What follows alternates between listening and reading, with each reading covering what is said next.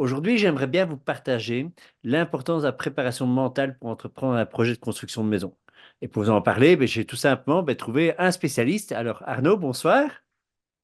Salut Jolique.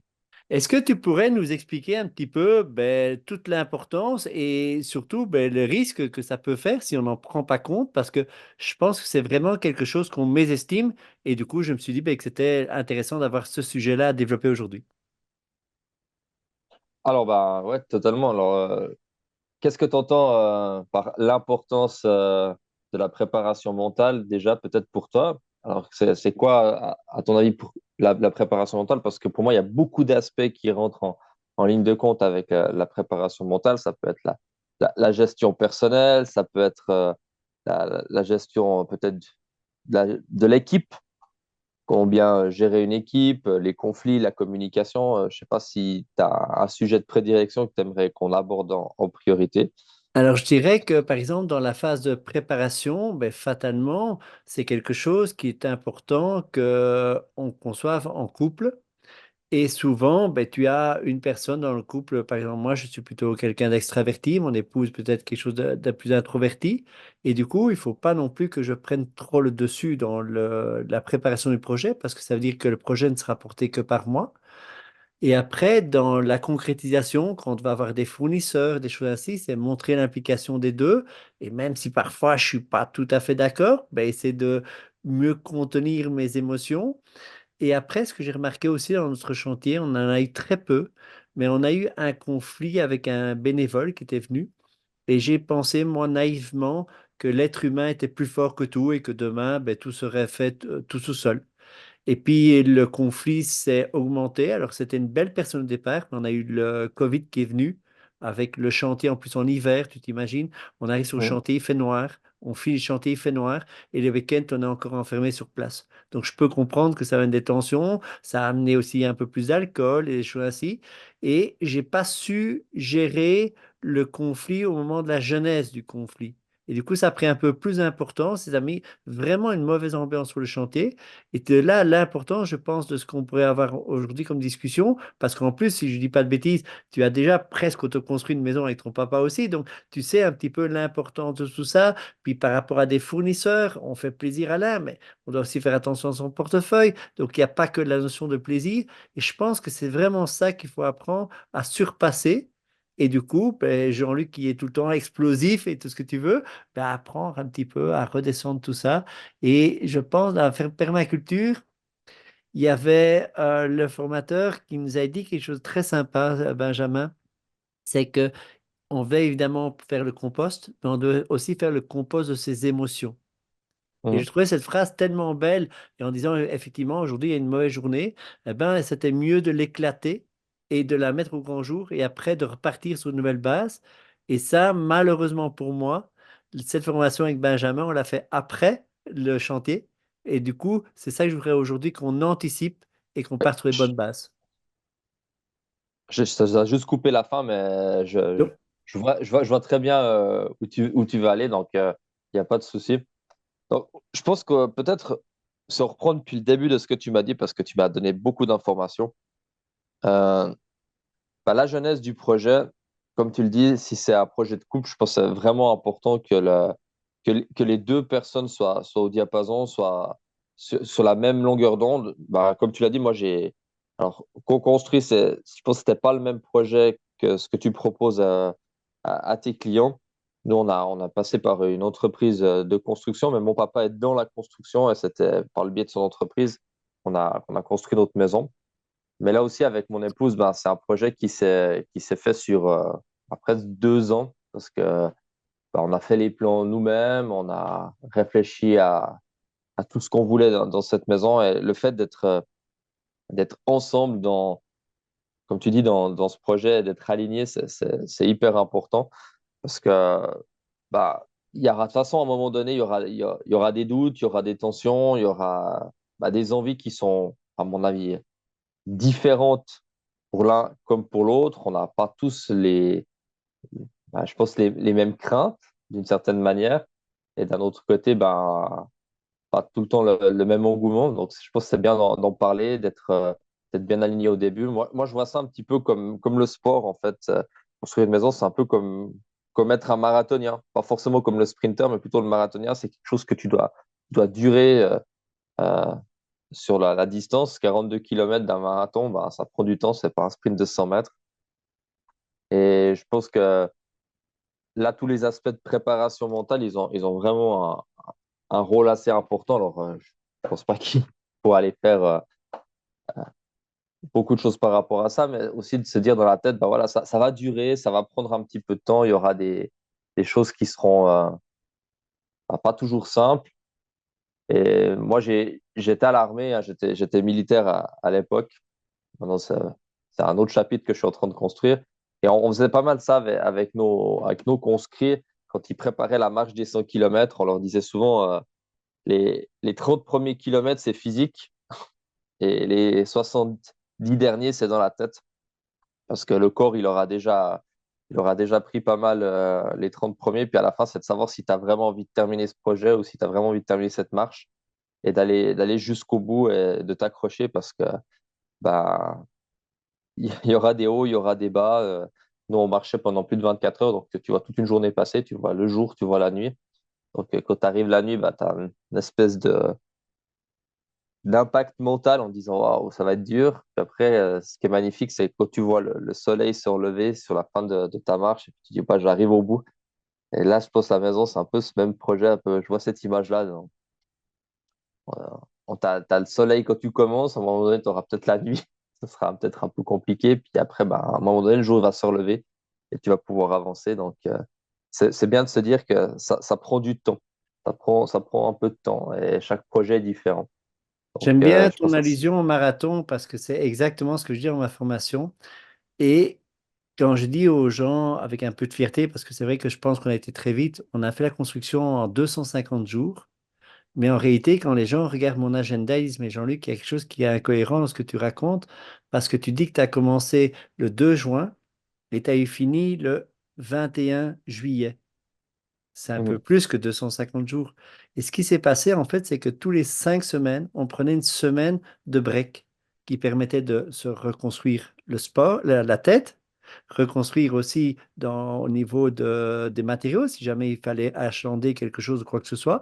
Et ça permettait aussi de penser à autre chose. Et du coup, j'étais beaucoup plus impliqué dans mon projet. Et c'est ce qu'on fait quand tu vas à l'école. On fait des vacances scolaires à différents moments et on fait des coups où il y a un peu un coup d'accélération au moment où tu as une épreuve d'examen, mais il y a des moments après où tu es un peu plus cool et de ce fait-là, ben, tu as un développement, il me semble, du chantier qui se passe plus sereinement. Ouais, clairement. Et puis, je pense que le fait que tu aies pris des breaks entre deux, ben, c'est, c'est très intelligent, on va dire ça comme ça, et logique d'une certaine manière, parce que je pense que le porteur de projet, il doit savoir prendre soin de lui pour pouvoir durer.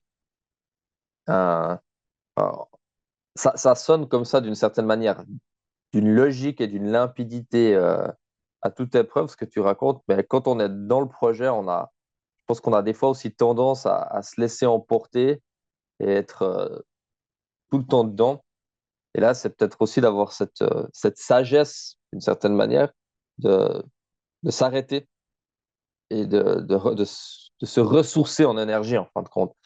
Et là, bah, il y a peut-être plein de techniques, de petites choses que tu peux mettre en place. Toi, tu as fait des breaks. Je sais pas comment tu as travaillé ou ce que tu as fait pendant tes breaks, mais euh, bah, nous, on est assez adeptes avec mon épouse. On fait pas mal de méditation, des choses comme ça. Donc, ça peut aussi être des petites techniques un peu de sophrologie où tu te poses, où tu prends un peu de recul sur ton chantier, où tu analyses aussi tout ce que tu as déjà fait. Donc, je pense que la planification du projet, elle est hyper importante en pouvant voir déjà le chemin parcouru, puis te dire, waouh, j'ai déjà fait tout ça. Et je pense que ça fait du bien à l'aide, ça fait du bien à l'esprit de voir le chemin. Donc, avoir une bonne planification du temps, que ça soit bien équilibré euh, et pouvoir avancer là-dedans. Euh, Moi, je vois avec la famille, moi, je l'ai fait avec mon papa qui était, on va dire, dans la gestion de la maison, c'est d'avoir aussi un entourage, d'avoir des gens autour de toi qui puissent t'apporter le soutien psychologique, mental, autre que de donner un coup de main sur le chantier, mais aussi de pouvoir te ressourcer auprès de ces personnes-là. Donc, je pense que tous ces aspects de prendre soin de soi durant le projet est très, très important.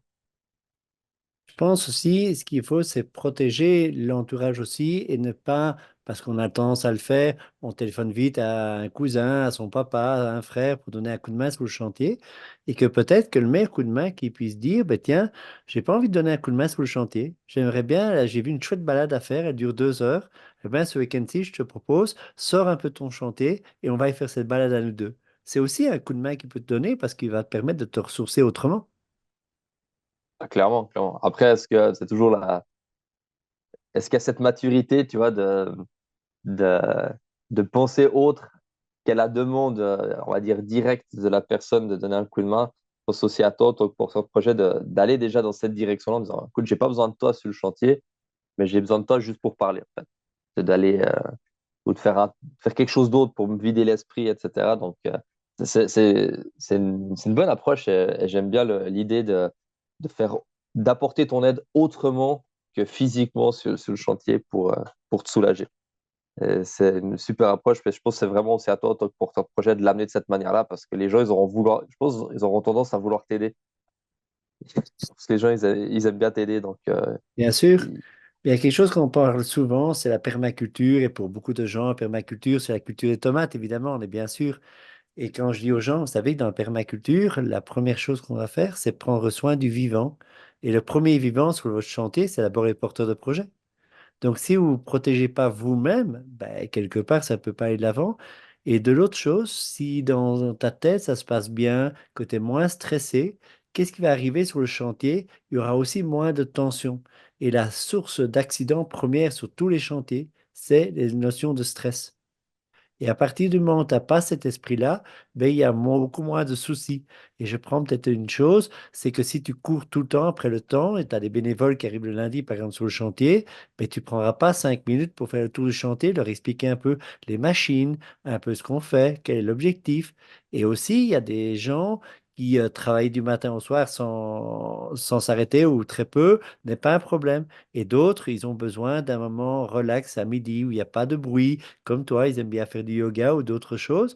Et je pense que c'est vraiment ça quand tu as un groupe assez important sur un chantier et sur la longueur, fatalement, ils seront tous différents, c'est d'apprendre à déceler les attentes des uns et des autres et surtout anticiper les conflits puisque tu sais leurs attentes. Et du coup, Mm. fatalement, si tu réponds à ça, il y a une récompense à la fin. Et la plus belle récompense que nous, on a eue en dehors de la construction de la maison, évidemment, et des amitiés qui sont créées, c'est le remerciement des bénévoles parce qu'ils ont reçu beaucoup plus que ce qu'ils n'espéraient à recevoir. Et ça, je pense que ça rentre dans l'état d'esprit. Et c'est là où j'aimerais bien que tu nous donnes peut-être deux, trois petites astuces qui, tu vois, un peu comme sous forme d'un plan qui dirait, voilà, je pense que si vous pensez un peu de cette manière-là, les choses peuvent se structurer. Et si tu me dis, ben, c'est un peu compliqué de faire ça sous forme d'un truc Zoom, par contre, effectivement, j'inviterai, comme je le fais avec tous mes intervenants, quand il y a, moi, je me considère comme un médecin généraliste. Et à chaque fois que j'ai besoin d'un spécialiste, j'appelle l'architecte, j'appelle le thermicien. Et pourquoi pas aussi appeler un coach pour travailler sur notre mental et dire, voilà, ceci est une notion importante. Alors certes, tu peux nous donner deux, trois petits trucs, astuces comme ça, mais sur un temps aussi court, on ne sait évidemment pas tout donner. Mais à ce Mm. moment-là, si les gens voient l'importance que ça peut avoir pour leur projet, je pense que ça vaut la peine qu'ils s'y attardent un peu plus, alors que ce soit avec toi ou quelqu'un d'autre. Mais je pense que l'intérêt de s'en rendre compte, que c'est quelque chose de capital pour eux, parce que s'ils n'ont pas le mental, jamais ils n'iront au bout. Si des soldats n'avaient pas le mental, jamais personne ne va faire 100 heures de marche sans s'arrêter. Jamais personne. Et c'est le mental, et tu le dis toi-même. Non, non, c'est clair qu'il y a, bah, on est, avant que je rentre dans ce monde, on va dire, de l'univers un peu du coaching, j'en faisais dans le cadre de l'armée, mais sans avoir des méthodes, on va dire, testées et approuvées que j'ai pu apprendre maintenant. Euh, je pense qu'on a tous besoin d'avoir un soutien d'une certaine manière psychologique, etc. Et moi, ce que je peux dire, c'est, alors, si tu as besoin d'un soutien externe, je pense que c'est malin d'aller chercher cette aide-là parce que toi, quand tu es en tant que porteur de projet, tu as souvent un peu la tête dans le guidon, tu es à fond dans ce que tu fais. Et la personne externe, elle est surtout là pour t'aider à relever un tout petit peu la tête et de voir en fin de compte où tu veux aller. Et enfin, je pense, pour moi, un des premiers éléments avant de commencer n'importe quel projet, c'est d'avoir une vision assez claire, en fin de compte, de savoir où tu vas, d'avoir l'objectif euh, de visu et de se dire pourquoi je le fais. Enfin, de savoir, OK, c'est important pour moi et de garder le cap, de savoir rester focus sur ce que tu fais et pas te perdre.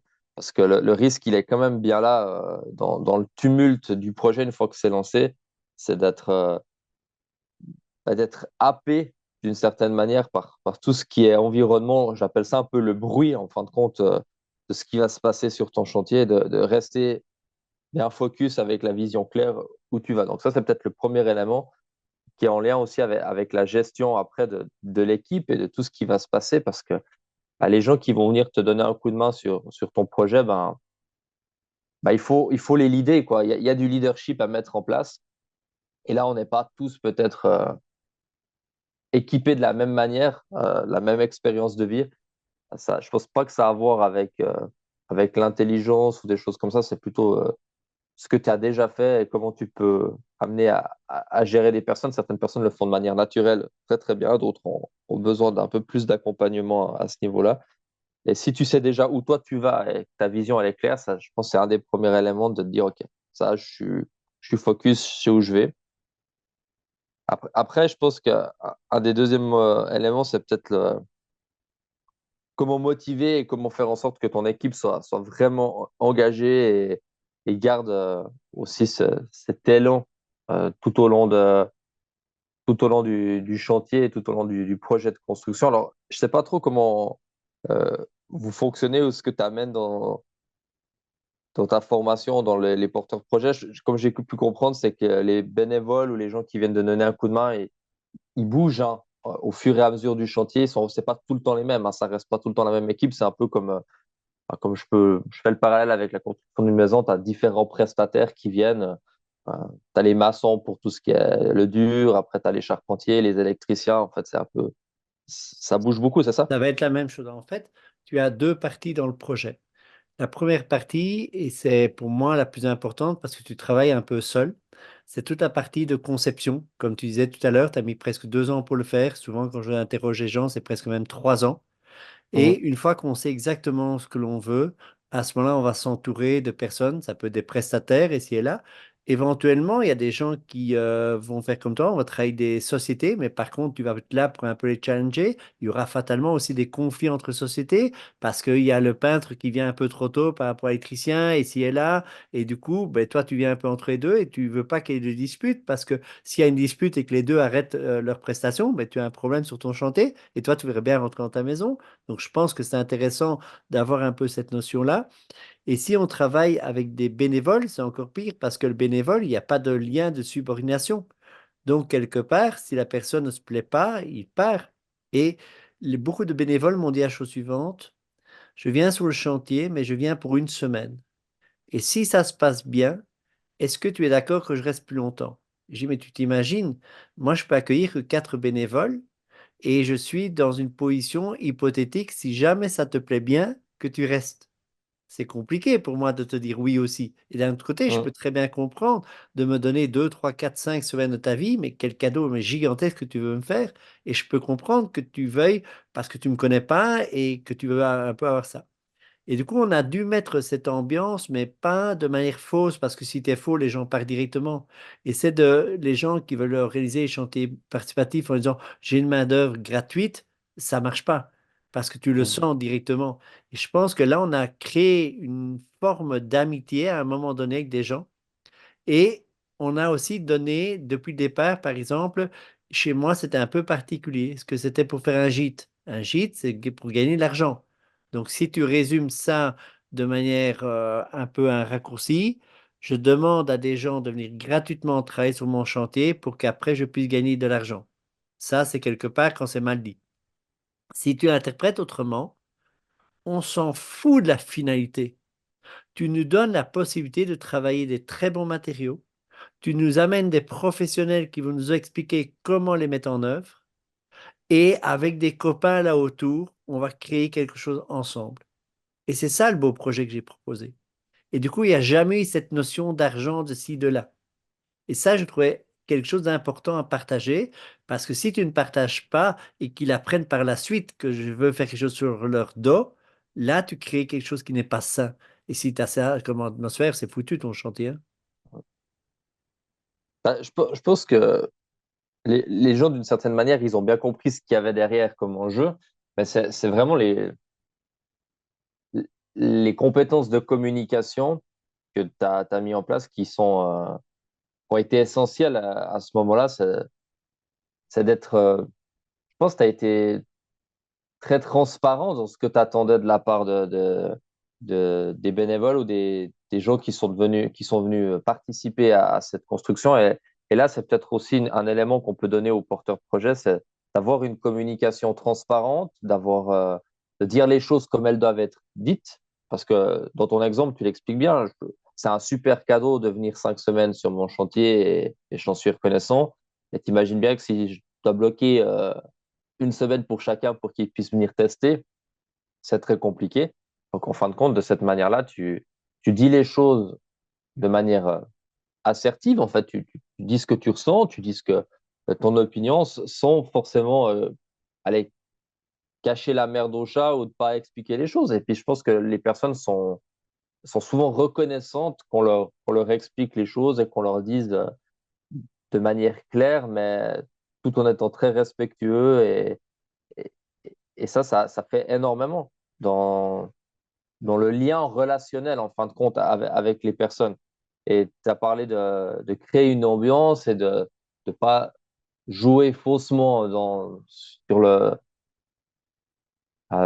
chantier. Et ça, je pense, ça se ressent, en fin de compte. Ça se ressent. Tu peux créer une fausse ambiance juste pour faire du fake, mais si le cœur est là, si le cœur du chef de projet, du projet en lui-même, il se ressent, les gens ils vont bien sentir que c'est vrai ce qui est en train de se passer. C'est plus un projet humain autour du partage et de la création et de la collaboration, plutôt qu'un projet financier et de tirer profit des compétences de quelqu'un. Et là, ça a vraiment à voir, je pense, avec la manière de communiquer, la manière de transmettre l'information. Et là peut-être aussi un outil ou quelque chose que les porteurs de projets pourraient mettre en place, c'est vraiment d'avoir une régularité dans cette communication, de faire des petites réunions, on va dire, je sais pas comment toi tu faisais, mais hebdomadaires ou journalières, parce que chaque journée est peut-être un petit peu différente. Donc, faire une sorte de briefing chaque jour en disant, voilà, aujourd'hui, on a ça à faire et hier, on a très, très bien travaillé sur ça. Je vous remercie, c'est génial. Et peut-être valoriser aussi les gens qui ont participé.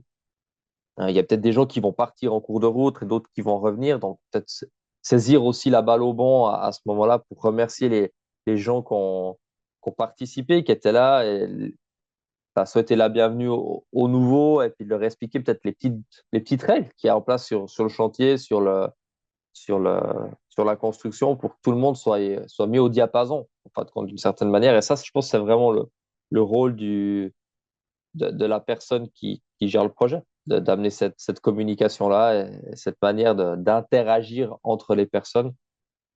Et moi, personnellement, si je viens sur un chantier de cette manière-là et puis qu'on me parle comme ça, bah, je sais à quoi m'en tenir, en fait. Je connais les règles du jeu, Bien je sûr. sais où on va et ça motive déjà simplement de me disant, bah, le gars qui est là, bah, il sait ce qu'il veut. Ça Il veut n'est dire pas en train qu'une de... étape importante, et ça, beaucoup de gens le omettent de le faire, et les seules erreurs de casting, entre guillemets, qu'il y a eu sur le chantier, c'est des gens qu'on n'a pas eu l'occasion de parler. C'est des cas particuliers, donc sur 62, on va dire que c'est insignifiant. Je pense que quand tu as la conversation au téléphone avec les gens, c'est de demander, tiens, pourquoi est-ce que tu as envie de venir sur le chantier? Et souvent, et au début, franchement, l'idée que beaucoup de gens m'ont dit, ouais, tu verras, c'est des paumés de la vie, c'est des gens, ils savent pas quoi faire, ils s'embêtent, alors ils viendront sur ton chantier. Moi, j'ai eu, je sais pas ce qui s'est passé, une flopée d'ingénieurs, des chefs de projet, des chefs comptables, des gens qui ne se reconnaissaient plus dans la vie, entre guillemets, le monde qu'on dit normal, et qui avait Mhm. envie de trouver des vraies valeurs et qui avait envie surtout d'un retour au vrai et d'avoir quelque chose avec leurs mains et faire, et soit pour eux, soit pour apprendre un nouveau métier. Et du coup, j'ai pu répondre à ça. Par contre, j'ai eu une fille qui n'avait jamais tenu une foreuse en main. Et du coup, si cette personne-là vient à un moment où, tu sais, tu as des périodes dans le chantier où tu es plus dans le rush et qu'il faut courir dans tous les sens et tout ce que tu veux, si cette personne-là était venue à ce moment-là, elle aurait été dégoûtée et c'est impossible qu'on aurait pu prendre du temps pour elle. Par contre, elle est venue à un moment où j'ai dit, écoute, cette semaine-là, je suis un peu plus relax. Tu vas te mettre doucement dans le projet. Et moi, cette semaine-là, malheureusement, je n'ai pas travaillé beaucoup parce que je m'occupais beaucoup de toi. Et puis, ensemble, on a fait quelque chose et elle m'a fait un cadeau, mais magnifique. Et ça, je vais vraiment le partager parce que c'est trop beau. Elle voulait aménager sa voiture pour avec son compagnon. Ils ont 25 ans, je mets le contexte, donc vraiment un jeune Mhm. couple. Et elle voulait aménager un lit dedans. Et elle voulait mettre des petits lithos de 25 mm sur 45 mm, deux de chaque côté et un au milieu. Et après, c'était bon, le lit tiendrait bien comme ça. J'ai expliqué que voilà, c'est peut-être pas tout à fait ça. 2 semaines après, elle est restée le week-end pour travailler avec les outils du chantier. Et elle a mis évidemment des vrais chevrons, quelque chose qui tenait la route. Et elle me montre quelque chose, elle me dit, Jean-Luc, tu peux venir voir. Et elle avait fait une carcasse amovible qu'elle pouvait ranger dans son garage, qu'elle avait plus que la petite planche, tu vois, de finition à mettre dessus. Et elle s'en voulait presque parce que ça n'avait pas été fait. Et ça, c'est le détail. Mais la Mhm. conception d'avoir quelque chose que tu peux extraire de ta voiture pour pouvoir la récupérer comme voiture normale, et tout ça, tu vois d'où on vient. Elle s'est pas tenue une foreuse en main et elle a ça. Et ça, je trouvais ce moment magnifique. Et j'en ai eu un autre qui m'a dit, écoute, parce que je prenais les gens que on arrivait le dimanche et on repartait le samedi si tu le souhaitais, et on essaie de garder une semaine d'ambiance, mais je voulais qu'ils rentrent le dimanche pour pas arriver en plein milieu du chantier, qu'on ait le temps de faire connaissance et ici et là.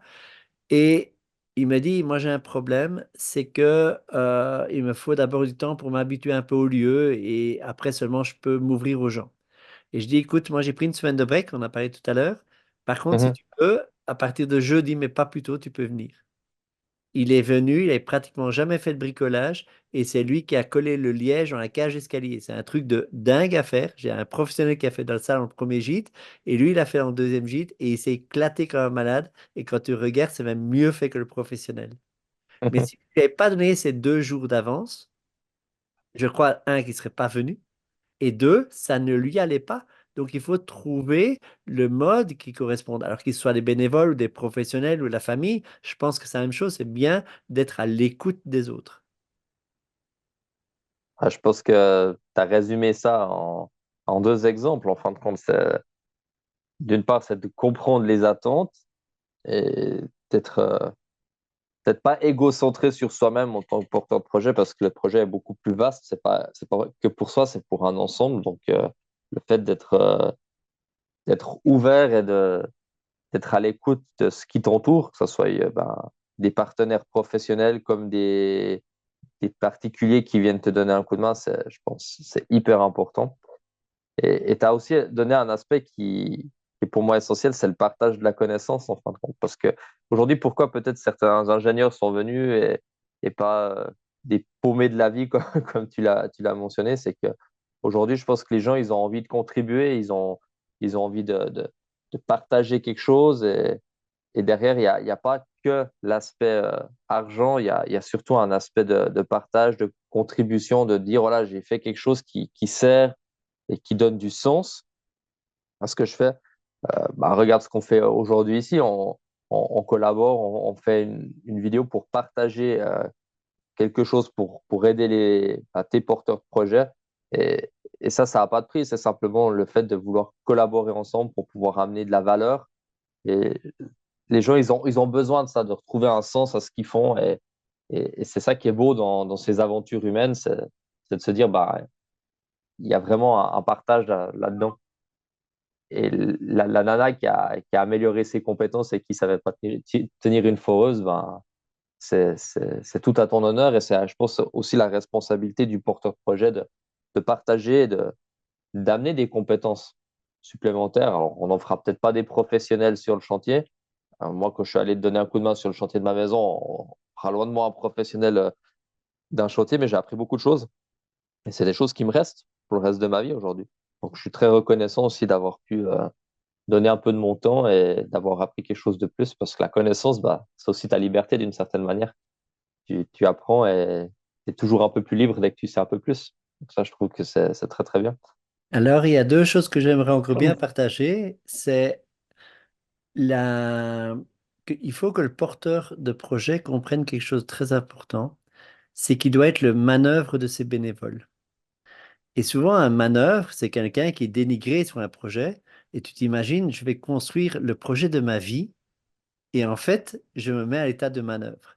Mais alors, c'est un énorme avantage, c'est que, par exemple, je prends l'exemple avec qu'on a mis l'argile sur les murs, je devais faire un brassin, et quand le brassin était fait, il durait 4, 5, 6 personnes, peut-être, je sais pas moi, une demi-heure, une heure pour l'étendre.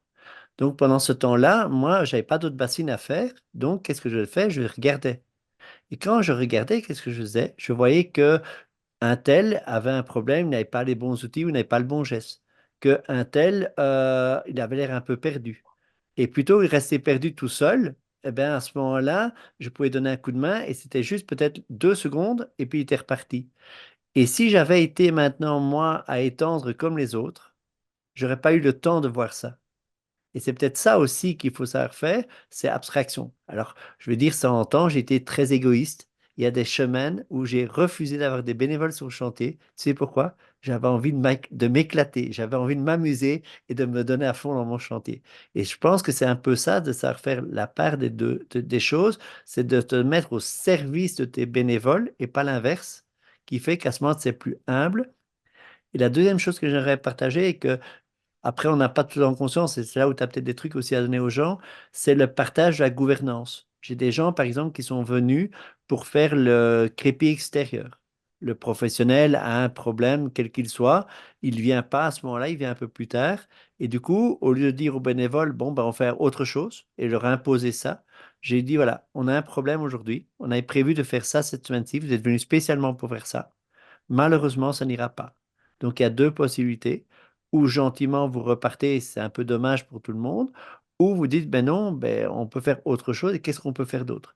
Ben écoute, ça m'embête si par exemple, on fait le crépi à l'intérieur parce que c'est pas dans la chronologie.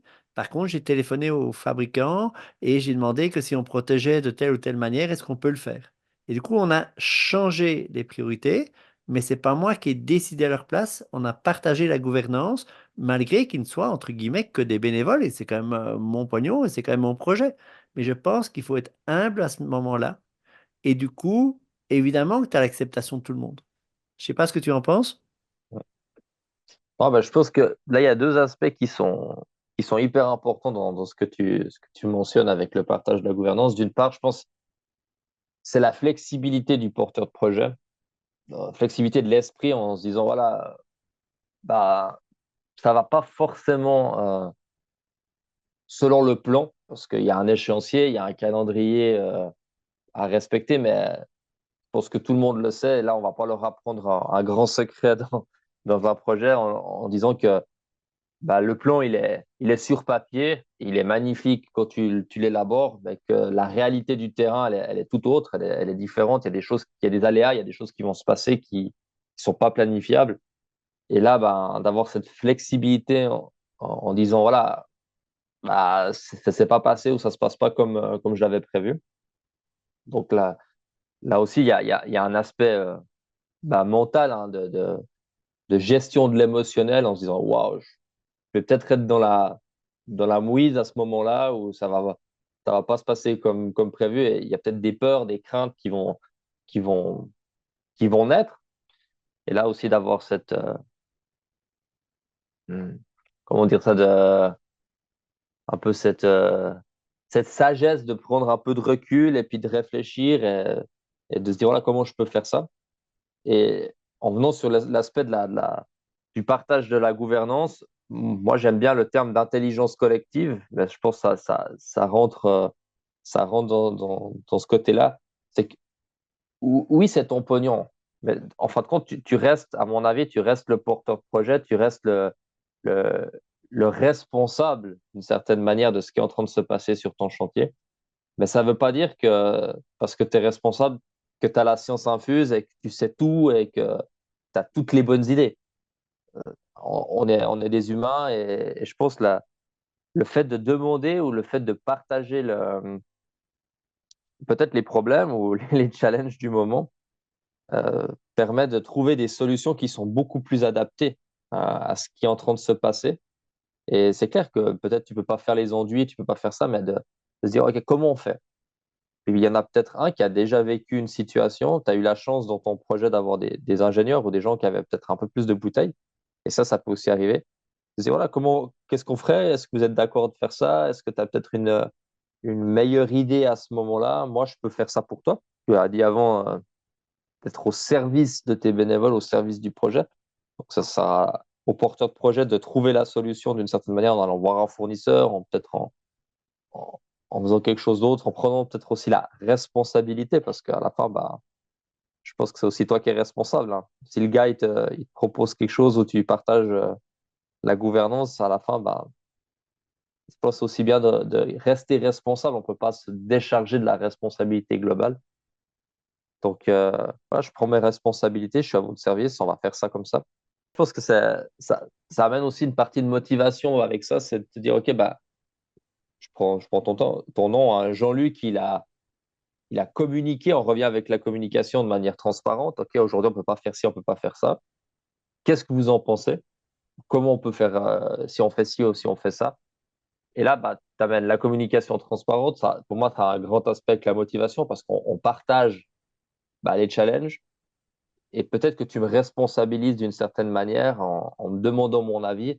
Et moi, en tant que bénévole, je me dis, waouh, bah, il m'écoute et je peux vraiment participer. Je peux apporter, je suis pas simplement là pour faire ce qu'il me dit. Je peux utiliser, entre guillemets, mon cerveau et puis je peux amener mes connaissances et peut-être qu'il va me donner une partie de responsabilité à ce moment-là. Et ça, c'est chouette, quoi. Je me sens motivé et valorisé.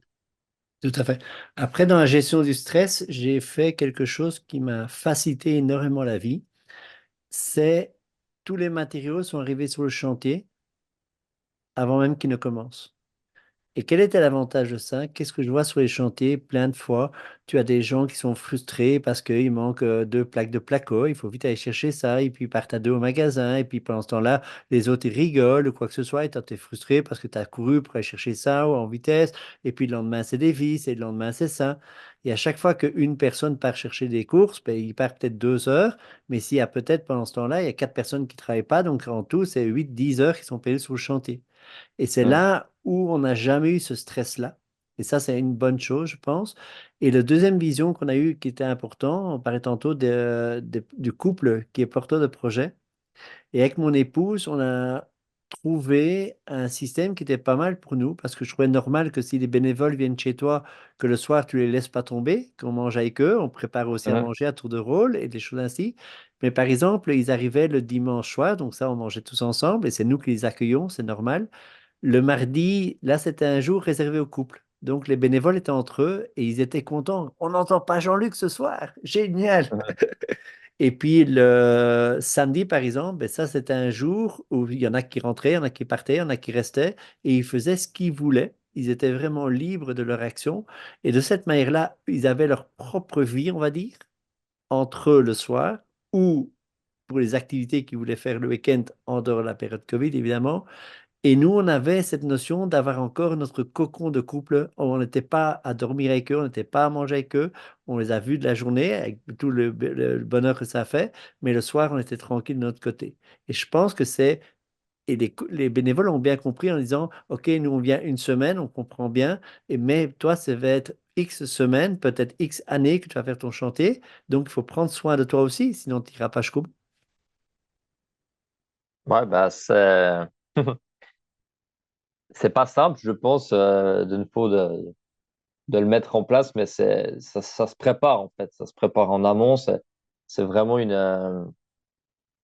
ouais, il y a de la stratégie là-dedans. Il y a vraiment un plan d'action à avoir. Je pense qu'il y a des règles à respecter pour soi-même, pour les autres, euh, et vraiment s'y tenir parce qu'on a vite tendance à partir, à faire des écarts. Et c'est ça qui épuise, en fait. C'est toutes ces petites choses qui sont qui sort de l'ordinaire parce que ça demande beaucoup d'énergie. Et l'énergie, ben, elle doit être là ben, tu dois la ressourcer, tu dois la remettre dedans pour pouvoir continuer à avancer. Et comme tu dis, les bénévoles, bah, eux, ils sont là, ils veulent donner.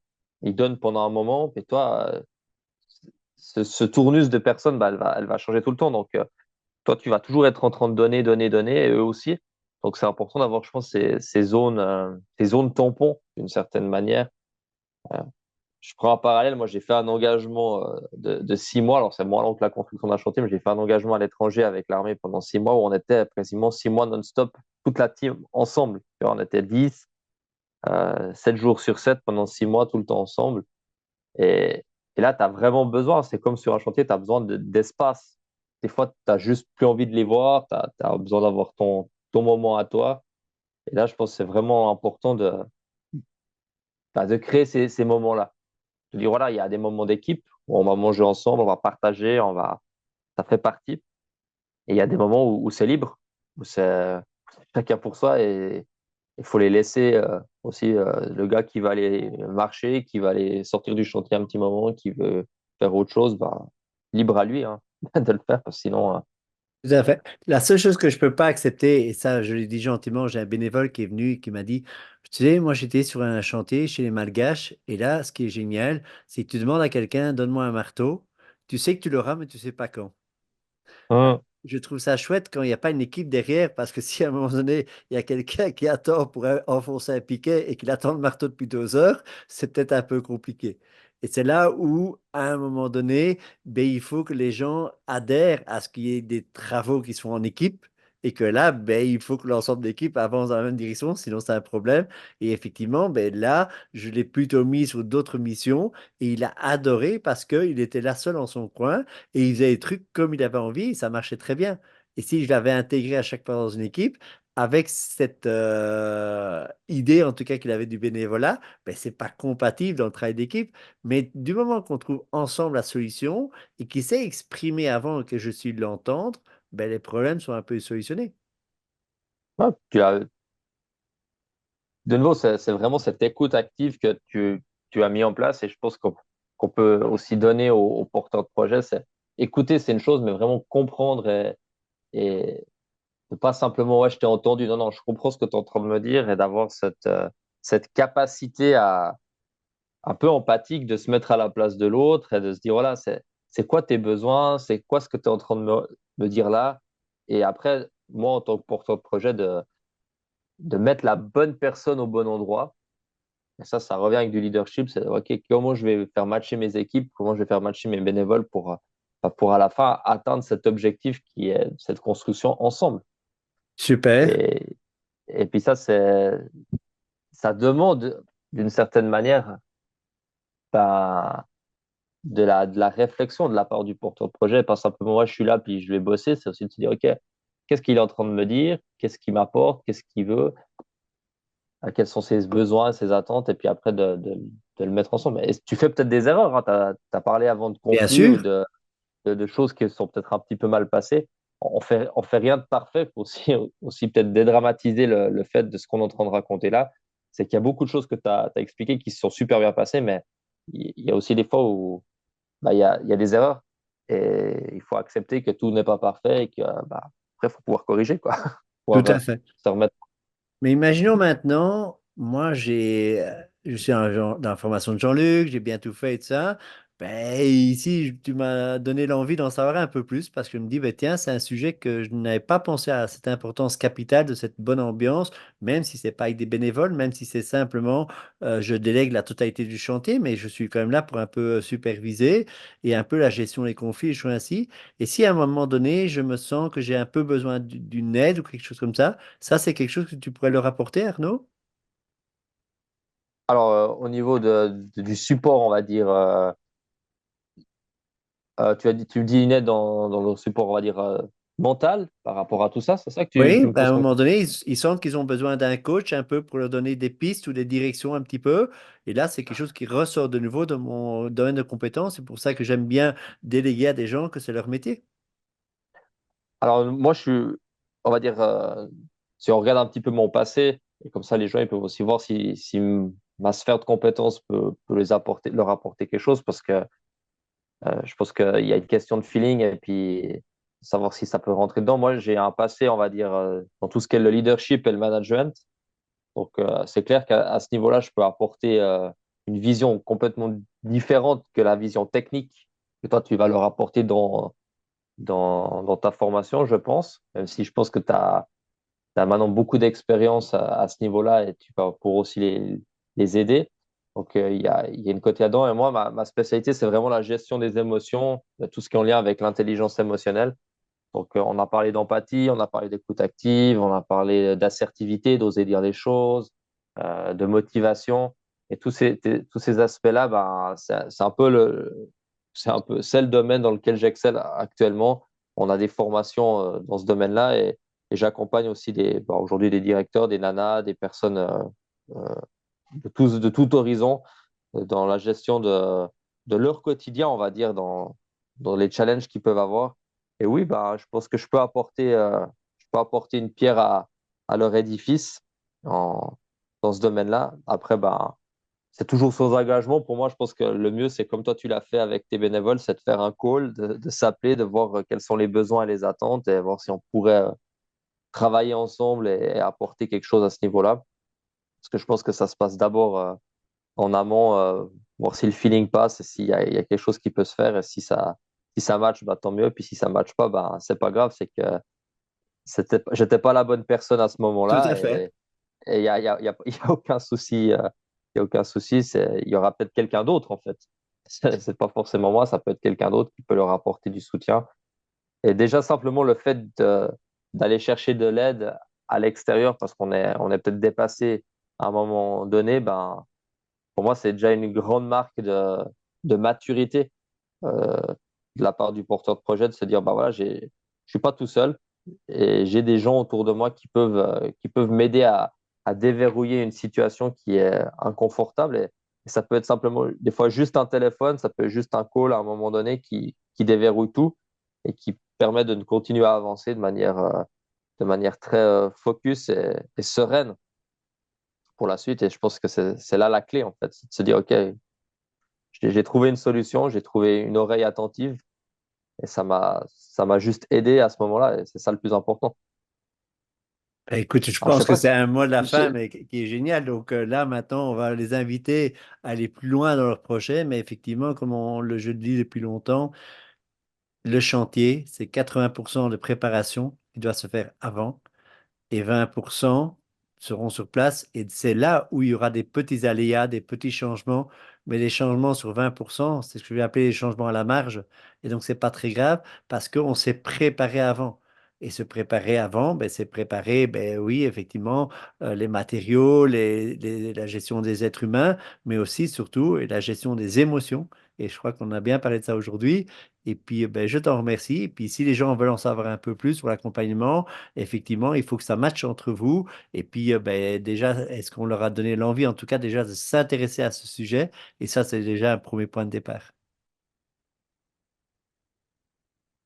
Bah, écoute, si ça a pu leur apporter quelque chose, je suis heureux d'avoir participé à cette interview et d'avoir pu partager un petit peu bah, mon expérience et ma vision de la gestion de projet, de l'humain dans son ensemble, parce que je pense que c'est bien de ça qu'on parle aujourd'hui. Il y a des humains là derrière et il y a des collaborations qui sont magnifiques. Et bah, tu l'as dit, hein, pour moi, c'est un peu comme avoir une boussole dans la main. Ça se fait beaucoup en amont quand tu pars en voyage. Tu fais une expédition, il faut savoir où tu vas. Et une fois que tu sais où tu vas et puis que tu as ta boussole, ton cap qui est bien tracé, ben, oui, il y a toujours des routes qui diffèrent un tout petit peu, mais tu sais où tu vas. Et à la fin, ben, normalement, tu arrives à bon port, hein. Toutes les routes mènent à Rome. La question, c'est quel chemin tu vas prendre et comment il va être sinueux. Le plus il est agréable à faire, plus ton projet sera passionnant et surtout, il sera serein sur la durée. Et ça, je pense que c'est aussi une importance d'être serein et pas d'être stressé tout au long de ton projet parce que c'est des gros projets qui s'annoncent pour ces gens-là. Oui, bien sûr, je vais prendre le mot de la fin parce que je rebondis sur ce que tu as dit. Je suis en train de rire de l'intérieur. Je n'ai pas ça se voit sur mon visage. Mais je vois plein de gens qui vont à Koh Lanta et Ouais. c'est le rêve de leur vie de se surpasser et de tout ce que tu veux. Le rêve, c'est d'aller au poteau. Et ils le savent qu'avant d'aller au poteau, il y a une épreuve où il va falloir tenir une boussole en main. Et à chaque émission, il y a trois quarts des gens qui ne savent pas l'utiliser. Et c'est ce qu'on vient de dire depuis le début, c'est la préparation. Ils se sont préparés physiquement, ils se sont préparés mentalement, et ils ont oublié une stupidité, et tu les vois, et c'est tout le temps eux qui perdent l'émission. Et c'est Mhm. triste parce que ils ont tout bien fait, sauf un petit détail. Et ce détail est tellement capital que ça ne marche pas. Donc, apprenons en tout cas à voir ces petits détails qui vont nous manquer. Et comme ça, votre chantier se passera bien. Et en tout cas, je te remercie pour cette contribution. Et puis, ben, si les gens sont plus intéressés, en tout cas, ben, dans le bas, comme je fais avec tous mes intervenants, ben, je mettrai tes coordonnées. Et puis, ben, s'ils ont envie de savoir un peu plus sur ton activité, ben, il y aura ton site et puis ils iront un peu plus loin. Voilà, ça marche, je te donnerai tout ça. Avec grand Super, un plaisir. grand merci, bonne soirée à toi. Je sais que tu as tes enfants qui t'attendent, alors va vite, fais ton rôle de C'est papa ça. maintenant. Ciao, ciao. Ça va. Merci Jean-Luc. Une bonne Ciao. soirée. Ciao, ciao.